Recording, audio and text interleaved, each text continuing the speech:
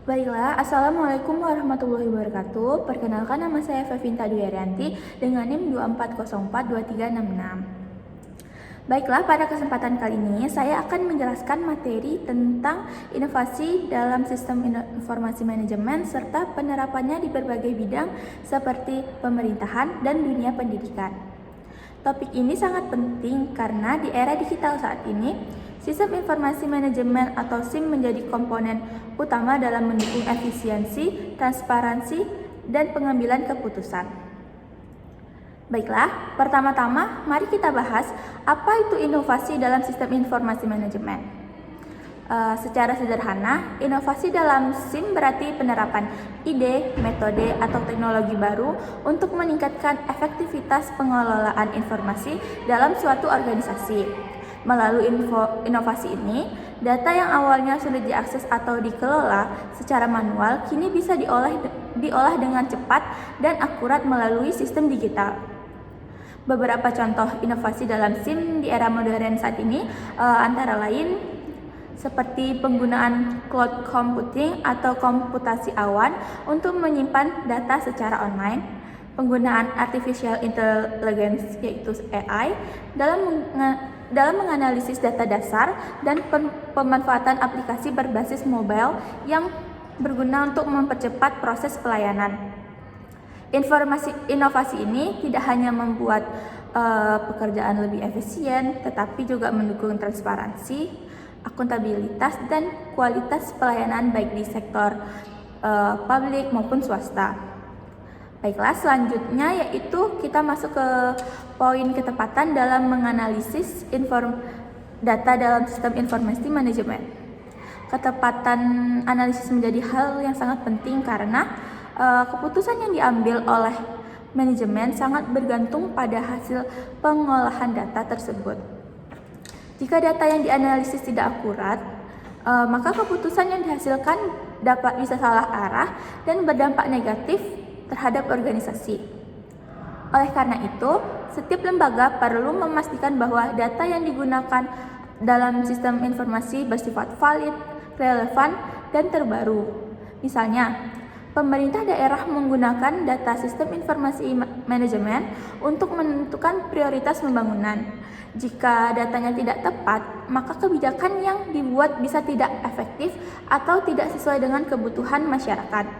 Selanjutnya, mari kita bahas perbandingan website antara organisasi publik dan organisasi swasta. Keduanya memang sama-sama menggunakan sistem informasi berbasis web, tetapi tujuan dan fungsinya sangat berbeda. Website organisasi publik seperti situs pemerintahan, daerah, atau kementerian berfokus pada pelayanan publik dan transparansi informasi. Isi dari website tersebut biasanya meliputi pengumuman kebijakan, laporan keuangan, layanan perizinan, dan informasi publik lainnya. Sementara itu, website organisasi swasta lebih menonjolkan fungsi promosi dan pelayanan pelanggan. Contohnya seperti situs e-commerce, perbankan, atau perusahaan jasa. Website swasta umumnya dirancang lebih interaktif dan menarik karena tujuannya adalah untuk meningkatkan penjualan, menjaga loyalitas pelanggan, dan memperkuat citra perusahaan. Jadi, bisa disimpulkan bahwa website publik berorientasi pada pelayanan masyarakat, sedangkan website swasta berorientasi pada keuntungan dan kepuasan pelanggan itu. Baik, berikutnya kita masuk ke penerapan sistem informasi manajemen dalam pelayanan perizinan terpadu di pemerintah daerah. Salah satu bentuk nyata penerapannya adalah melalui sistem pelayanan terpadu satu pintu, yaitu PTSP. Sistem ini memungkinkan bahwa untuk mengurus berbagai jenis izin seperti izin usaha, izin pembangunan, izin lingkungan secara online dan terintegrasi. Sebelum adanya sistem informasi manajemen, proses perizinan biasanya dilakukan secara manual dan memakan waktu lama. Namun, dengan penerapan sistem informasi, masyarakat kini bisa mengurus izin dengan lebih mudah, cepat, dan transparan. Selain itu, sistem informasi manajemen juga membantu pemerintah dalam membantu proses perizinan, mengurangi potensi penyalahgunaan wewenang, serta meningkatkan kepercayaan publik terhadap birokrasi pemerintah. Selanjutnya, penerapan SIM juga sangat penting di dunia pendidikan, khususnya di perguruan tinggi. Karena sampai saat ini, semua kampus sudah menggunakan sistem seperti SIAKAD atau sistem informasi akademik.